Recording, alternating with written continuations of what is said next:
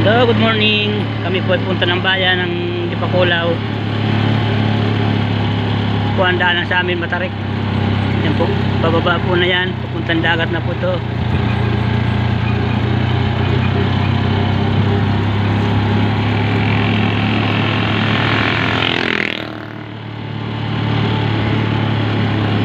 Hindi naman nagtatagal yan sa si Batoy din. Pag gusto niya umayaw na ayaw.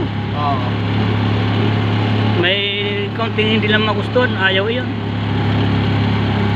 Noon nga, mabuti nga yung kanyang sahod noon. Nag-ahuli yun, may nakuha ko, pinigay ko sa kanya. Pare. Oo, mabuti nga, dapat nga, di yung binibigay. Ako lang kiusap sa opisina noon. Oo, kasi agency yun. Oo, kaya nga ako nga, yung aking sahod, hindi ko lang papadala ng pare. Pababa na po kami ng aming kabundukan dito sa amin.